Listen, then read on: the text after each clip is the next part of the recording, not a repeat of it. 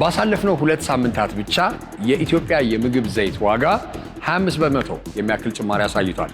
ይህንን ጭማሪ ስንመለከት እንግዲህ በተለያዩ አይነት የዘይት አይነቶቹ ልዩነት ሊኖረው ይችላል። ሆኖም ግን አሁን ለጤና ተስማሚ ነው፣ ከዛም ደግሞ ተመራጭነትን እየጨመረ የመጣው ሰንፍላወር ኦይል የምንለው ላይ ግን ከ1700 እስከ 2300 እና 2400 የችርቻሮ ወይ ሪቴል ዋጋ ደርሷል። ይሄም ማለት እንግዲህ ትልቅ ለውጥ ነው። በ2 ሳምንት እስከ 3 ሳምንት ይሄን ያህል ዲፍረንስ ከመጣ በአመታት ደግሞ የመጣውን ለውጥ ማየት እንችላለን። 1000 ብር ነበረ 1200 1500 እያለ እዚህ ጋር ደርሷል።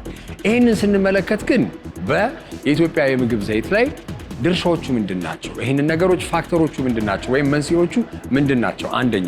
ሁለተኛ የኢትዮጵያ የምግብ ዘይት ኬት ነው የሚመጣው? ከውጭ ሀገር የምናስገባቸው አለ፣ የሀገር ውስጥ ምርት አለ። በዛሬው ሃሽታግ ሽቀላ እንግዲህ የጤና የምግብ ዘይትን ፋብሪካ ጎብኝቼ ከዛም ደግሞ ጎን ለጎን ምን አይነት ዘይቶች ወደ ኢትዮጵያ ይገባሉ፣ የትኞቹ ውስጥ ጥቅም ላይ ይውላሉ፣ ለጤናስ ደግሞ ጎጂ ከየትኛው ነው የምንነሳው የሚለውን ትንታኔ እሰጣለሁ። አብራችሁን ቆዩ። ኢትዮጵያ የ120 ሚሊዮን ህዝብ ሀገር ነች። በዚህም ውስጥ እንግዲህ የተለያዩ አይነት መሰረታዊ ፍላጎቶች የምንላቸው አሉ። ከመሰረታዊ ፍላጎቶች መካከል እንግዲህ ምግብ አንደኛው ነው። ምግባችንን ደግሞ ለመስራት በተለያዩ የኩዚን ወይም የኩሽና ስራዎች ላይ ዘይትን እንጠቀማለን። ኢትዮጵያ በአመት 686 ሚሊዮን ሊትር ዘይት ያስፈልጋታል። ታዲያ ይህንን ሁሉ ሊትር ዘይት ከየት ነው የምናመጣው ብለን ልንጠይቅ እንችላለን። እንግዲህ እንደ ሀገር ስንመለከት በሁለት አይነት መንገድ መነሻ ላይ እንዳልኩት እናገኘዋለን። አንደኛ ከውጭ ሀገር የምናስገባቸው የተለያዩ አይነት የውጭ ሀገር ምርቶች ናቸው። ሁለተኛ ደግሞ ኢትዮጵያ ውስጥ በራሳችን የቅባት እህሎች ደግሞ ተጨምቀው ወይም ኤክስትራክት ተደርገው የሚመረቱ ዘይቶች አሉ።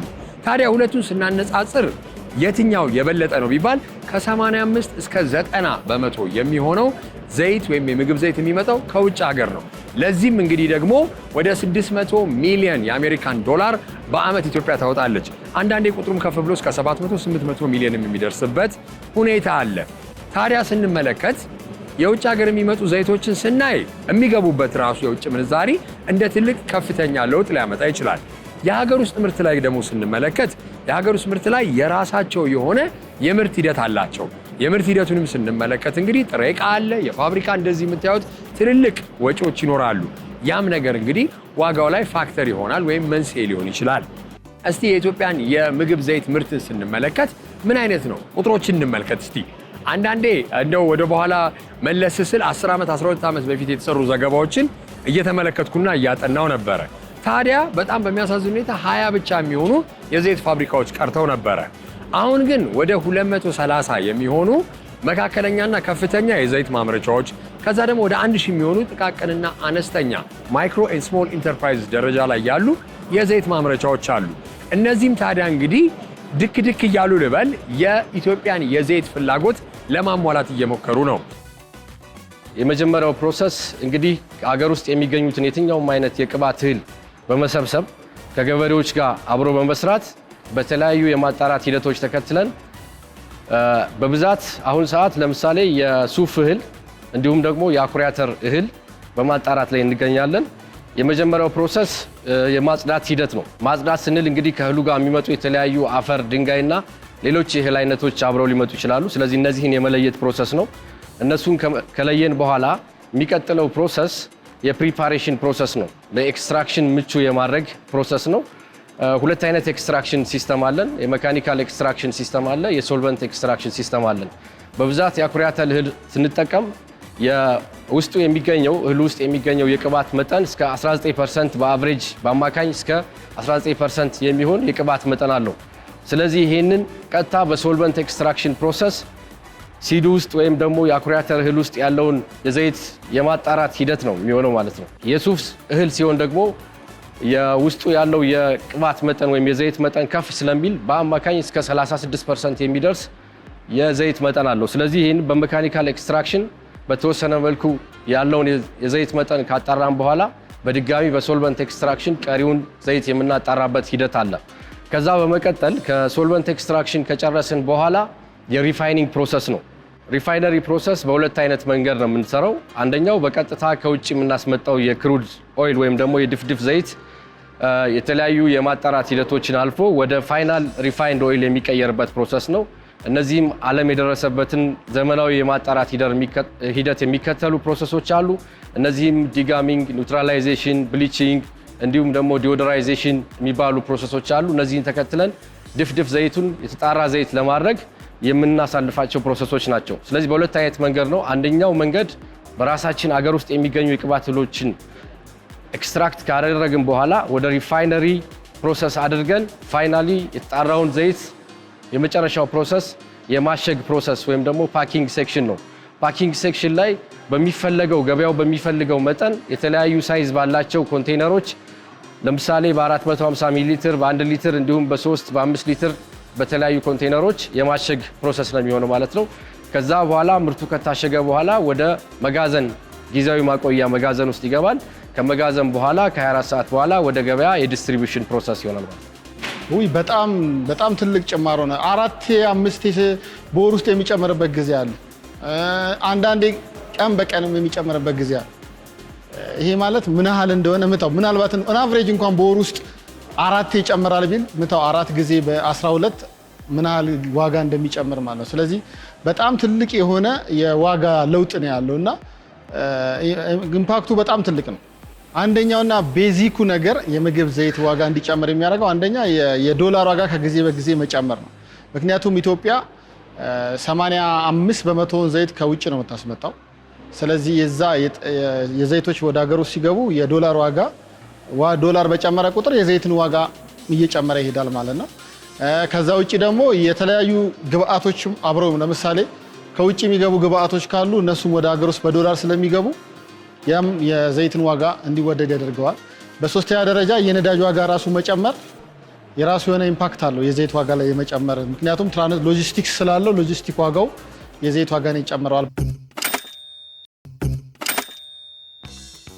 ታዲያ ይህንን ምርት ሲካሄድ ኢትዮጵያ ውስጥ ላይ ሁሌም እንደማነሳው ነገሮች ፋብሪካ ወይም ማኒፋክቸሪንግ የማምረት ዘርፍ ላይ ትልልቅ ክፍተቶች ይኖራሉ። እነዚህ ክፍተቶች ታዲያ ምንድነው ተንከባለው የሚያደርጉት? ምርት ላይ ጭማሪ ሲደረግ መጨረሻ ላይ ሸማቹ ጋር ሲደርስ ያለው የዋጋ ጫና ቅድም እንዳነሳሁት በ2 ሳምንት ውስጥ እስከ 500 ብር ጭማሪ እንዲደረግ ያደርጋል። እንግዲህ እስካሁን ድረስ በምርት ሂደት ላይ ያጋጠሙ ችግሮች የመጀመሪያውና ዋነኛው አሁን ባለው ሁኔታ የጤና ዘይት የምንጠቀመው ቅድም እንዳልኳችሁ የሀገር ውስጥ የሚገኙ ማንኛውም የቅባት እህሎችን ነው። በአብዛኛው የአኩሪ አተርና የሱፍ ምርቶችን እንጠቀማለን። እንዲሁም በተጨማሪ የተለያዩ ሀገር ውስጥ የሚበቅሉ የቅባት እህሎችን የኛ ፋብሪካ ፕሮሰስ የማድረግ አቅም አለው። ከዚህ ጋር ተያይዘው የሚያጋጥሙን ችግሮች አመት እስከ አመት እነዚህን እህሎች ማግኘት ችግር አለ። ስለዚህ የሃርቨስቲንግ ታይም ጠብቀን ነው የምናገኘው። ስለዚህ ለአመት የሚበቃ የኛ ካፓሲቲ ጋር ማች የሚያደርግ የእህል መጠን ማግኘት ከባድ ነው። ስለዚህ ሰፕላይ ኢሹ ወይም ደግሞ የራው ማቴሪያል የጥሬ ዕቃ ችግር አለ። በሁለተኛ ከውጭ በምናስገባቸው ድፍድፍ ዘይት ወይም ደግሞ ክሩድ ኦይል የምንለው በአብዛኛው ከውጭ ሀገር በተለይ ከዩክሬን እና ሌሎችም ሀገሮች ነው የምናስመጣው። ይሄ ደግሞ ከፍተኛ የሆነ የፎሬክስ ወይም ደግሞ የውጭ ምንዛሬ የሚጠይቅ ስለሆነ ይሄም እንደ ከፍተኛ ችግር ነው የሚታየው። ሌላው በመቀጠል የተለያዩ የማጣራት ፕሮሰሶች ከፍተኛ የሆነ ኢነርጂ ይፈልጋሉ። እንደ ኢነርጂ ወይም ደግሞ የስቲም ሶርስ የምንጠቀመው ቦይለር ነው። ይህ ቦይለር በቀን ውስጥ ከፍተኛ የሆነ የዲዝል መጠን ኮንሱም ያደርጋል። እነዚህን ደግሞ የናፍጣ ወይም ዲዝል ማግኘት እሱም እንደሌላ ችግር ነው። የትኛውም እንግዲህ የምርት ሂደት ላይ የሚያጋጥሙ ችግሮች አሉ። የምግብ ዘይትን ስናነሳ ግን ተለቅ ያሉ ችግሮች የሚባሉት ከመሬት ማንሳት እንችላለን፣ መሬት ከማግኘት አንጻር፣ ከዛም ደግሞ እንደዚህ አይነት መሰረተ ልማቶችን ማዘጋጀት ሊሆን ይችላል። ሆኖም ግን እንደው በውጭ ምንዛሪ ከሚገቡ የጥሬ ዕቃዎችም ያለቀ ምርትም የተሻለ የሚሆነው ሀገር ውስጥ የሚመረት ነው። ሀገር ውስጥ ደግሞ የሚመረተው ዘይት የተሻለ ጥራት ካለ አንደኛ ውጭ ምንዛሪን ከመቆጠብም አንጻር ብቻ ሳይሆን የተለያዩ አይነት የሥራ ዕድሎችንም መፍጠር እንችላለን። ጥቅሙ አከራካሪ አይደለም ለማለት ነው። ሆኖም ግን ይህንን ነገር ደግሞ ስኬል አፕ አድርጎ ወይም በትልቁ ለመስራት ደግሞ እንዳያስችል እንቅፋቶች ወይም ችግሮችም ደግሞ ይኖራሉ። የሀገሩን ምርትን ለማሳደግ አንደኛው የመንግስትን ድጋፍ እንፈልጋለን። ትልቁና ዋናው ያ ማለት መንግስት ለሀገር ውስጥ አምራቾች ለምሳሌ እንበልና ትልቁ የዚህ ሀገር ችግር ግብአት ነው። ፋብሪካዎች አሉ፣ የሀገር ውስጥ ፋብሪካዎችም አሉ።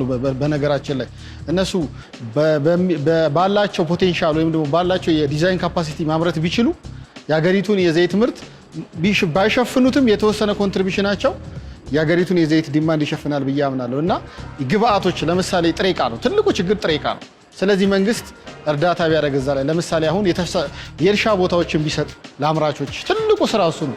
እርሻ ካለ ከዛ ጥሬ ዕቃው ከእርሻ ከመጣ አንደኛ ተወዳዳሪነቱን ይጨምራል፣ ሁለተኛ ለሀገር ውስጥ ያለውን የዘይት ፍጆታ ባያሟላም በተወሰነ መልኩ ያሻሽለዋል ማለት ነው። ስለዚህ የመንግስት እርዳታ አንደኛ ይሄ ነው፣ የእርሻ ስራዎችን ቢያበረታታልን ነው።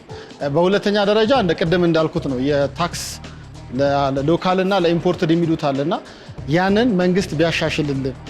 በሶስተኛ ደረጃ ህብረተሰቡ ራሱ በራሱ የእንትን ለውጥ ቢኖር ያስተሳሰብ ለውጥ። ለምሳሌ አሁን እኛ ዘይት የምናመርተው በሶስት አይነት ነው። በካኖላ እናመርታለን፣ በሶያቢን፣ በሰንፍላወር እናመርታለን።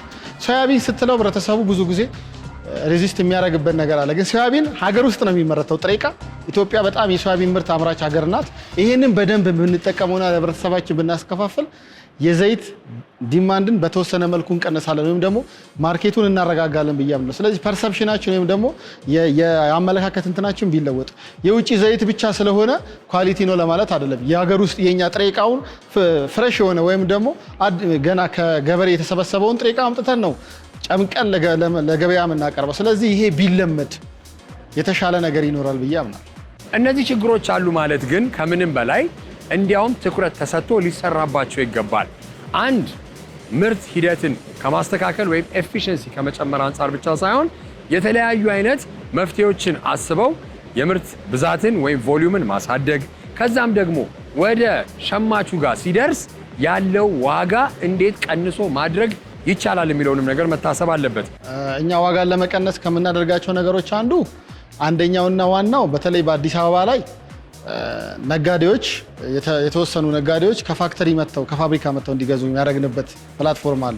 እሱ ማለት ቫልዩ ቼኑን ይቀንሰዋል። ለምሳሌ ሆልሴል አለ፣ ሪቴል አለ፣ ወር ደግሞ መሀል ላይ ሰሚ ሆልሴል አለ። ያን ቫልዩ ቼን ቀንሰን ምርቱ ተወዳዳሪ እንዲሆን ያንን አስተዋጽኦ አድርገናል። ከዛ ውጪ ከዩኒየኖች አንዳንድ ዩኒየኖች ብዙም ባይባሉ እየመጡ ከኛ ጋር የሚገዙበት ቴንደንሲ አለ። የሸማቾች ማህበር፣ ሆቴሎች የሚገዙበት አለ። ያንን በዛ መንገድ እያስኬድን ያለነው ነገር አለ። ይሄ እንደ ትልቅ ጅማሮ ነው ብዬ አምናለሁ። ድንገት ጊዜው የቆመ ይመስላል። የህልምሽ ከፍታ መንገዱ፣ የስኬትሽ ጉዞ ፍጥነቱን አንዳች ነገር ይዞታል። ለያሽው ለጀመርሽው ስራ፣ ለኑሮሽ እጅ አጥሮሻል። ለንግድሽ መስፋፋት ካፒታል አተሻል። አሁን ግን የሴትነት ጽናትሽ፣ አቅምና ልፋትሽ ትክክለኛውን መስመር ይዟል። ይኸው መስመር ዲጂታል ብድር። አዋሽ ባንክ ከተለያዩ ዓለም አቀፍ ድርጅቶች ጋር በመተባበር ከአዲስ አበባ ውጪ በጥቃቅንና አነስተኛ ንግድ ለተሰማሩ ወጣት ሴቶች ልዩ ዕድል ያለምንም ዋስትናና ያለምንም የአገልግሎት ክፍያ ለ6 ወር በሚቆይ የመክፈያ ጊዜ እስከ 40 ሺህ ብር የሚደርስ መነሻ ካፒታል፣ እስከ 3 ዓመት ድረስ ያልተገደበ ተደጋጋሚ ብድር፣ የንግድ ፈቃድና ህጋዊ ሰነዶችን በማቅረብ በዌብሳይት www.ethiomasmer.com ወይም በባንካችን ቅርንጫፎች ይመዝገቡ። ብድሩ ሲፈቀድ በአዋሽ ብር ፕሮ መተግበሪያ በኩል ይውሰዱ። መስመር ዲጂታል ብድር። ለበለጠ መረጃ ወደ 8980 ይደውሉ። አዋሽ ባንክ። ይህንንም ደግሞ ጎን ለጎን ስናይ የዋጋ ጭማሪ ሸማቹ ላይ ብቻ አይደለም የሚደረገው፣ አምራቹ ላይም ደግሞ የሚወርድ በርደን ወይም ጫና አለ። የምርት ሂደት ላይ የሚደረጉ የውጭ ምንዛሪ ጭማሪዎች ሊሆኑ ይችላሉ፣ ጥሬ ዕቃ መግዣ ሊሆኑ ይችላሉ። እንዲህ አይነት ፋብሪካዎችን እንኳን ለማንቀሳቀስ የሚያወጡት ወጪ ሊሆኑ ይችላሉ። እነዚህ ሁሉ ተደማምረው ግን የትርፍ መጠን ሲጨመርበት መጨረሻ ላይ ሸማቹ ላይ ከፍተኛ ጫና ያሳርፋሉ። ቤተሰብ ካለኝ 5 አይበቃኝ። ቤተሰብ ከሌለኝ ግን 5 ለወር ይሆናል። አሁን ግን 5 ሊትር አይደለም 1 ሊትር መግዣ የለኝ። በወር 5 ሊትር እሱም ቤተሰብ ስለሌለ ማለት ነው። ቤተሰብ ታለ 5 ሊትር አይበቃኝ። 15 ቀን ነው 2200 ሆኗል። 1 ሊትሯ የምንገዛት በፊት 400 የነበረችው 420 ሆኗል። ስለዚህ ድሃ ይችላል አይችልም። ከዛው ሲያመጡት አስመጪውን ተቀጥሉብናል ሲሉ እዚህን ቀጥሉብናል። ሲቀጥልባቸው እኛን ቀጥሎ ነው የምንገዛ። ነጋዴ አምጥቶ በጉርበቱ በነፃ አይሸጥም። ባገኘው ወይም ያገኘው የመኪናውን አውርዶ የወዛደሩ አለበት አይደለም እንዴ? አዎ ትንሹ የግዴታ ማግኘት አለበት። እንግዲህ አንድ ምርት ተመርቶ ለሸማቹ እስከደረሰ ድረስ ተመጣጣኝ በሆነ ዋጋ መድረስ ይኖርበታል። ተመጣጣኝ ዋጋ ከሌለ ደግሞ እንግዲህ ያው የተለያዩ አይነት አማራጭ ነገሮች ይመጣሉ። የምግብ ዘይትን ደግሞ ስናነሳ ቅድም ያነሳሁት ጭማሪ አለ አይደለ? አንድ ወደ 500 ብር ጭማሪ አምጥቷል ያሳይቷል ያልኩት። በተቃራኒው ደግሞ እንደ ቺፐር ወይንም ርካሽ የሆኑ አማራጮችም አሉ። ይሄም ደግሞ የጊ ኦይል የምንለው ወይንም ድፍድፍ ዘይት የምንለው ነው። እንዲያውም እሱ የዋጋ ሁሉ 600 ብር ዋጋ ቅናሽ ዋጋ ላይ ያሳይቷል። የገበያ ላይ ስንመለከተው 6400 የነበረው የ25 ሊትር ዘይት 5900 ወደ 5800 አካባቢ ሆኗል። እኛ ድፍድፉ አናቅም ወይም ብዙዋቸው ጤንነት ማይሰማማ አለ። ንጹህ ዘይቱ ጨምሬ ብገዛ ተበድሬን ብገዛበት ንጹህ ዘይቱ ይሻለኛል። ያኛ የሰውነቴ ማይጠጋ ማይሰማማ ይችላል። እሺ ያኛ ብርካሽ አግቼ የሰውነቴ በሽታ አልሆንም። ታዲያ ምን ይደረጋል? ምንም አማራጭ አልጠቀም። አኩሪ አተርም አይስማማኝም፣ ጭቃ ሊትሩም ዘይቱም አይስማማኝም። ያለኝ እድል ያችን 1 ሊትሯን ገዝቼ ከውሃ ጋራ እኩል በኩል እያረኩ ነው። ሰንፍላወር ኦይል ማለት ከሱፍ አበባ የሚዘጋጅ ኦይል ነው። ድፍድፍ ዘይት ደግሞ ከተለያዩ ቅቤዎች የሚዘጋጅ ኦይል ነው። ድፍድፍ ዘይት የምንለው ወይ ደግሞ ብዙ ጊዜ የጀሪካን ዘይት ተብሎ የሚታወቀው በጣም ከፍተኛ የሆነ የሳቹሬትድ ፋት መጠን ያለው ነው።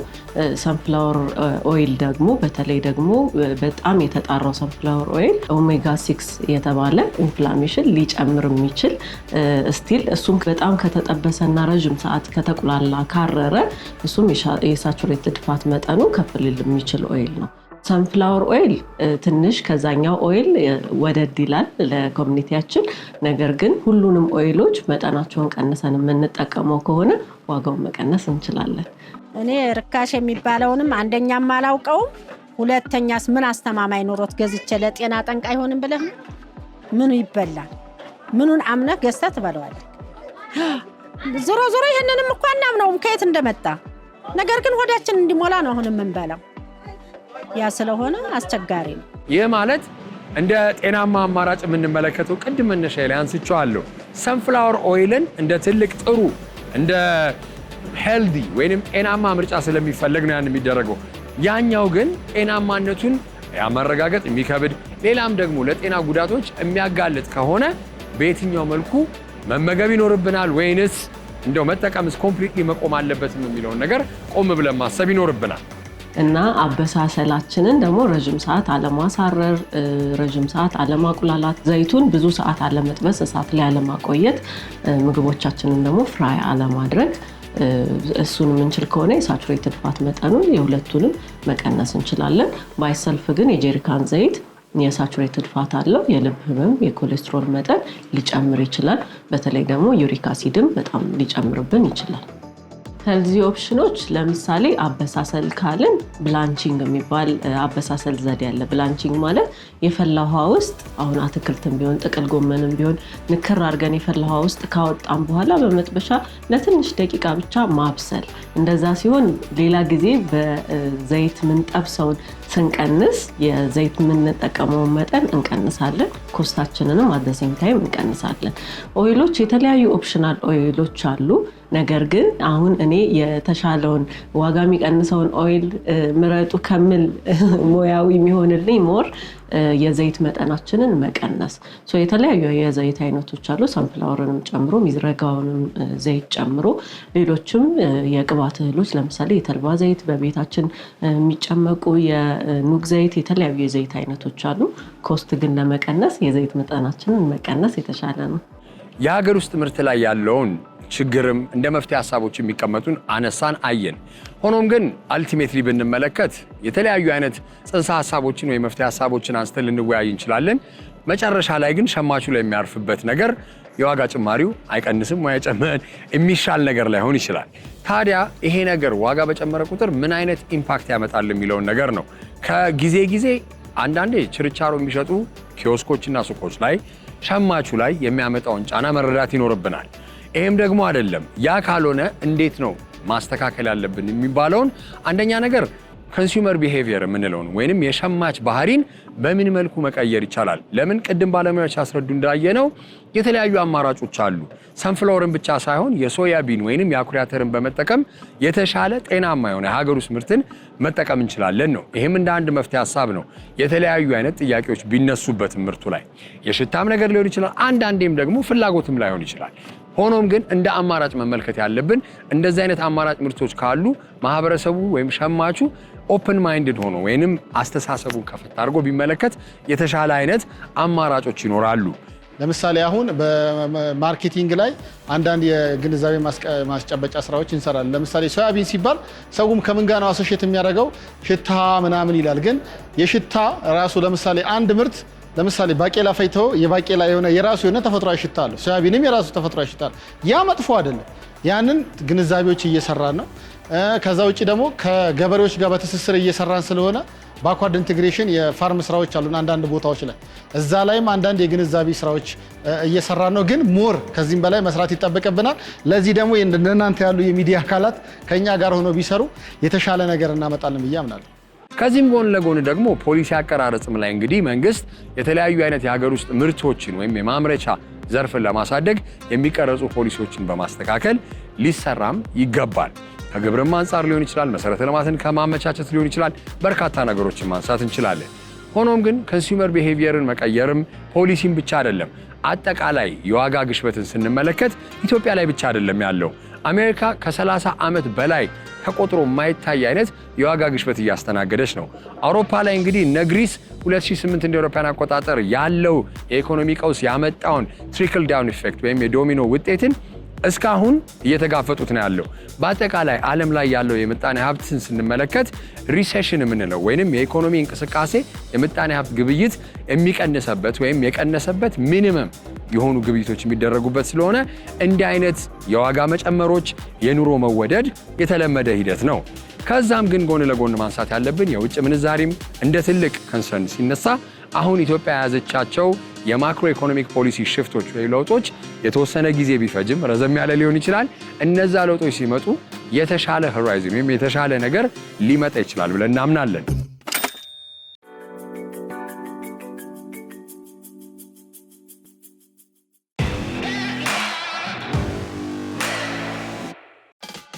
ግብርና በቴክኖሎጂ ሲታገዝ በጣም ከፍተኛ ለውጦች ይመጣሉ። ከዚህም ጎን ለጎን ደግሞ የሚያስፈልጉ ሜካናይዝድ የሆኑ ደግሞ ማሽነሪዎች ወይንም ማሽኖች ሲጨመሩበት ውጤታማነት ብቻ ሳይሆን የምርት መጠንን ለመጨመር ከተለያዩ ደግሞ ተፈጥሯዊና ሰው ሰራሽ አደጋዎችን ለመቆጠብ ወይንም ለማዳን በጣም ትልቅ አስተዋጽኦ አለው። በዛሬው ድክ እንግዲህ በሀገራችን ውስጥ ካሉ አዲስ ወጣት ስራ ፈጣሪዎች መካከል የተለያዩ አይነት አግሮ ፕሮሰሲንግ ማሽኖችን ሰርቶ ከዲዛይን አንስቶ ሰርቶ ደግሞ ግብርና ላይ እንዴት ነው እሴት ጨምረው ወይም ቫልዩ አድ ጨምረው የሚሰሩ ስራ ፈጣሪዎች ጋር አብሮ የሚሰራ ወጣት ጋር ቆይታ ይኖረኛል። መጀመሪያ ስምን አስተዋውቅ። ሰላም፣ ሶፎንያስ ዳዊት እባላለሁ። እንዝርት ኢንጂነሪንግ የሚባል አግሮ ፕሮሰሲንግ ማሽኖችን ዲዛይን አድርጎ ማኒፋክቸር አድርጎ የሚያቀርብ ስታርታፕ ፋውንደር እና ሲኢኦ ሆኜ እየሰራ ነው። በጣም አሪፍ። አግሮ ፕሮሰሲንግ ሲባል እንግዲህ እኛ ድሮ ሆራይዘንን ማንሳት እንችላለን፣ መርቲን ማንሳት እንችላለን። ትልልቅ ድርጅቶችን ነው የምናስበው። እንደ ስታርታፕ ደግሞ አግሮ ፕሮሰሲንግ ላይ ቫልዩ አድ ላድርግ ብለህ እንዴት ተነሳ? ትልቅ ነው፣ በጣም ትልቅ ነው። አዎ፣ ግን ደግሞ ትናንሽ ብዙ ችግሮች አሉት። ብዙ ትልልቅ አግሮ ፕሮሰሲንግ የሚባሉ ድርጅቶች አግሪካልቸራል ፕሮዳክቶችን አምጥተው ፕሮሰስ ያደረጉ ማሽነሪዎቻቸው ብሬክ ዳውን ያደርጋሉ። ስፔር ፓርት ያስፈልጋቸዋል። በትንሹና በትንሹ እዚህ ጀምረን ማምረት የምንችላቸው ነገሮች አሉ። እንዝርት ሲጀመር በስፔር ፓርት ፕሮዳክሽን ነበር የጀመረው። ትናንሽዬ ስፔር ፓርቶችን እዚሁ ባሉ ኢኩዊፕመንቶች፣ በብረቶች፣ በ3ዲ ፕሪንቲንግ እነዛን ስፔር ፓርቶች በማሟላት ነው የጀመረው። ግን ደግሞ ቀስ እያለን ወደ ማሽነሪውን ደግሞ ወደ መስራት መተናል። በጣም አሪፍ። ማሽነሪ ሲባል እንግዲህ እንዴት ነው የሚሰራው? ፕሮሰሱን ብታስረዳኝ። ከዲዛይን አንስተህ 3ዲ ፕሪንቲንግ ሊሆን ይችላል፣ ብረት ምናምን፣ ፕሮሰሱ ምን ይመስላል? የምርት ሂደት የኛ የምርት ሂደት መጀመሪያ የሚጀምረው ከስተመሩ ጋር ነው። ከስተመሩ ፕሮብሌሙን ወይም ማኒፋክቸር የሚያደርግበትን መንገድ ያውቃል። አንድ ባልትና ሰሪ እንዴት ነው የሚያደርቀው፣ እንዴት ነው የሚለቅመው የሚለውን ያውቃል። በሰዓት ምን ያህል ለቀማ ያስፈልገዋል፣ ምን ያህል ማድረቂያ ያስፈልገዋል የሚለውን ያውቃል። እነሱን ስፔሲፊኬሽኖች ከከስተመሩ ከወሰደን በኋላ ያንን ስፔሲፊኬሽን በመጠቀም ንድፍ ሀሳብ ወይም ዲዛይኑን ማውጣት እንጀምራለን። ዲዛይን ስንሰራ ብዙ ጊዜ ምንድነው ማኒፋክቸሪንግ ላይ ከሚገጥሙን ችግሮች ቀድመን ለማየት ነው። ምን ያህል ብረት ይፈጃል፣ ምን አይነት ቅርጽ ይኖረዋል የሚለውን ነው። አንዳንዴ 3D ፕሪንት የምንጠቀመው ያንን ቪዥዋላይዝ ለማድረግ ነው። ችግሩን ቀድሞ ካገኘ ነው ብዙ አያስከፍለንም ዋጋ በኋላ ላይ ስናመርተው ማለት ነው። ከዛ በኋላ ዲዛይኑ ካለቀ በኋላ ፕሮኪውርመንት ይጀምራል። የተለያዩ ብረታ ብረቶችን፣ ፕላስቲኮችን፣ ገመድ፣ ኤሌክትሪካል ኢኩዊፕመንቶችን ይገዛል። ማኒፋክቸሪንግ ሳይታችን ላይ ደግሞ መገጣጠም፣ መበየድ፣ ይሄ ማኒፋክቸሪንግ ፋብሪኬሽን ፕሮሰሱ ይጀምርና ማሽኑ ምርት ይሆናል። አሪፍ ነው። ቅድም ደስ የሚለው ነገር ያልከው ችግሩን ራሱ ማወቅ የመፍትሄው ግማሽ ነው ይባላል። ችግርህን ካወቅከው መፍትሄውን ኦልሬዲ ለማግኘት ግማሽ መንገድ ደርሳል። ስለዚህ ኢትስ ናይስ። እስቲ ችግሮችን እናንሳ። እንደዚህ አይነት ትልልቅ ሴክተሮች የዘርፍ ላይ ስትገባ በስታርታፕ ወይም በመነሻ ሀሳብ ስትጀምረው ችግሮች ያጋጥመዋል። ምን አይነት ችግሮች ያጋጥሙ? እስካሁን ድረስ ትልልቅ ችግሮች ከማጋጠሙ አንጻር የኛ አይነት ድርጅቶች ሲመሰረቱ በትንሽ የካፒታል ነው የሚጀመረው እና ከክላይንት ተወስዶ ነው የሚሰራው። አንዳንዴ ላያቢሊቲ ወይም ደግሞ ይሄ ሪስኩን በጣም ተሸክመን ነው እንደ ኢትዮጵያ ስታርታፕ ሪስክ ተሸክመን ነው የምንሰራው። አንዳንዴ ማሽኑ ላይሰራ ይችላል። ያንን ሁሉ ወጪ አውጥተን ያኔ መመለስ ሊኖርብን ይችላል ብር። አንድ እሱ ነው። ሌላኛው ደግሞ የኢትዮጵያ ማኒፋክቸሪንግ ኢንዱስትሪ ይሄ ማሽነሪ ማኒፋክቸሪንግ ኢንዱስትሪው ገና ነው፣ ድክ እያለ ነው። እኛ ብቻ ሳይሆን እንደ ኢንዱስትሪም ትንሽ ገና ነን፣ ይቀረናል። ለዛ የተለያዩ ኢኩዊፕመንቶች፣ ሮ ማቴሪያሎች፣ ብረቶች በምንፈልጋቸው ስፔሲፊኬሽን ላናገኛቸው እንችላለን። አንዳንዴ እሱን ለመፈለግ እንደገና ከውጭ የመጡ ማሽኖች ላይ የተለቀመ የወጣ ልንፈልግ እንችላለን። ሰከንድ ሃንዶች ምናምን እሱ ኢንዱስትሪውን ስታንዳርዳይዝ አድርጎ ለማተለቅ ከሚይዙን አንዳንድ ችግሮች ውስጥ አንዱ ናቸው። አሪፍ። እንግዲህ ያው መፍትሄ ዋይዝ ረጅም አሁንም እንግዲህ ፈታችሁት አልልም፣ እየተፈታ ያለ ስለሆነ ዘርፉም እንግዲህ እያደገ የሆነ ስለሆነ ለእነዚህ ነገሮች በምን መልኩ ነው ችግሮች ሲያጋጥሟቸው፣ አሁን ለምሳሌ የሶርሲንግ ችግር ቢያጋጥማችሁ ከምን አንጻር ለመፍታት ትሞክራላችሁ? እንዴት ነው? የሶርሲንግ ችግር ብዙ ጊዜ አሁን ላይ ስንጀምር አካባቢ በጣም ያስቸግረን ነበረ። ትልቁ ችግሩን አንደርስታንድ ካረጉ በኋላ የምንጫወትበትን ኮንቴክስት የኢትዮጵያን ኮንቴክስት በደንብ ማጥናት ነው። ብዙ ሰፕላየሮች አሉ። ሰፕላየር ዳይቨርሲፋይ አድርገናል። የብረት ሰፕላየሮቻችን ብዙ ናቸው። ፕላስ ደግሞ የኢትዮጵያ ኢንዱስትሪ ከማሽነሪ አንጻር ብቻ ሳይሆን ከኮንስትራክሽን እያደገ ነው። ለኮንስትራክሽን የሚመጡ ብዙ ብረቶች ስላሉ ከሱ እንዴት ልንዋስ እንችላለን? ኮንቴክስት ድሪቨን የሆነ ዲዛይን እንሰራለን፣ አዳፕቴሽን እንሰራለን። ከሱ አንጻር እያደረግን አንደኛ ብዙ ሰፕላየሮች ምን አይነት ማቴሪያሎች ኢትዮጵያ ውስጥ ይገባሉ የሚለውን ከማጥናት አንስቶ ከዛ በኋላ ያን ደግሞ ኢምፕሊመንት ከማድረግ አንጻር እንትን እያደረግን እየተማርን እየሄድን ነው። አሪፍ። እንግዲህ እኛ የምናውቃቸው ትልልቅ ብራንዶች አሉ፣ ጫካ፣ ትሩለቭ፣ ኬር። እነዚህ ኖች እንግዲህ ያስተዋወቁን መካከል አንደኛ ሲዮማ ነች። እና እስቲ አሁን ያለ እንዝርት ኢንጂነሪንግ ያለበት ድርጅት ምንድን ነው? ምን አይነቶችስ ምርት ነው የምታመርቱት? እንዝርት ኢንጂነሪንግ አሁን ላይ ያለንበት ምንድነው R&D ወይም ሪሰርች ኤንድ ዴቨሎፕመንት ዲፓርትመንት አለን። which means አሁን ላልካቸው ለነ ትሩላቭ አይነት ለኬር እነሱ አይነት ድርጅቶች አንዳንድ ማሽኖች እዚህ እንዲሰራ ይፈልጋሉ። ያኔ የነሱን ውስጥ ገብተን አይተን ዲዛይን ማድረግን ምንጀምርበታለን። ሁለተኛው ደግሞ ስታንዳርዳይዝ አድርገን ብዙ ፕሮሰሲንግ ችግር አለ ብለን የምናስበው ሴክተሩ ላይ አግሮ ፕሮሰሲንጉ ላይ ደግሞ ያወጣናቸው 2 ስታንዳርዳይዝድ ማሽኖች አሉ። አንደኛው የእንሰት መላጫ ሲሆን አንደኛው ደግሞ የተለያዩ ዘሮች ስንዴ፣ ጤፍ እነሱን መልቀሚያ ወይም ይሄ ድንጋይ ትናንሽ ድንጋዮች እነሱን ለይቶ ማውጫ ነው። ዌስት መለያ ክሊነር ይባላል። ግሬን ክሊነር። ግሬን ክሊነሩ በ96% ኤፊሸንሲ ኦልሬዲ ተሰርቶ ተሞክሮ ወደ ገበያ ለማውጣት ዝግጅት ላይ ነን። የእንሰት መላጫው ደግሞ እንዴት ነው ወደ ገበያ የምናወጣው ብለን እያጠናን ነው። ግን 2 ተሰርቶ ተሸጧል ከረንትሊ። that's great። እንግዲህ እነዚህን 2 ማሽኖች ይዘህ ጀምረሃል። በ2 ዓመት ነው ያልከኝ። 2 ዓመት ያለ በሚቀጥሉት 5 ዓመታትስ ምን እንጠብቅ? በሚቀጥሉት 5 ዓመታት ውስጥ የዘር ወይም ደግሞ የስንዴ ጤፍ ፕሮዳክሽን ክሊነር ብቻ አይደለም፣ ትሬሸር ዊኖዊንግ ያስፈልጓል። ወደ ፋርሚንጉም ቀረብ ብሎ ያሉ በጣም የሚያስፈልጉ ማሽነሪዎች አሉ። ወደ ፕሮሰሲንጉም ደግሞ ይሄ መፈልፈያው፣ ማጽጃው፣ ከለር መምረጫው፣ ግሬድ ማድረጊያ የተለያዩ ሞር ሶፊስቲኬትድ የሆኑ ማሽኖች አሉ። እነሱን ወደ ገበያ ማቅረብ በጣም እንፈልጋለን። ገበያው ላይ ደግሞ ሪላያብል የሆነ ማኒፋክቸሪንግ ፓርትነር ሆነን መድረስ እንፈልጋለን። አሁን ካለን ማርኬት ሼር ሲግኒፊካንትሊ አመት ከአመት እያደግን ያንን ማሳደግ እንፈልጋለን። እንደው እንደ አዶን ወይንም እንደ መጨረሻ ንዑስ ጥያቄ ልበለው፣ የቡና ዘርፍ ላይ ለመግባት ታስባላችሁ? ለምን ቡና በጣም እያደገ አሁን ቡና ትልቁ ኢኮኖሚ ዋልታ ብቻ ሳይሆን ገቢም የሚገኘው ከዛ ነው። ኤክስፖርት ኢምፖርቱንም ትሬድ ባላንስ ብትመለከተው ትልቅ ነገር ስላለ ስንዴ ምናምን ስጠራ ቡናን አልጠራህም። እና እስቲ እንዴት ነው የቡና ነገር ይቆየ ነው? አይ ይቆየኝ አይደለም፣ እናስቀምጣት ሰው አይብኝ ነው ከሷ አንፃር ነው እንጂ ቡናን አይተነዋል። ትንሽ የሚያስፈልጉት ማሽነሪዎች ቡና በጣም ኤክስፖርት ድሪቨን ኮሞዲቲ ነው። የሚያስፈልጉት ማሽነሪዎች ደግሞ ያን ያህል ዲማንዲንግ ናቸው which means ክሊን ኤፊሽንሲ ሬቱ ከ99 በላይ መሆን አለበት።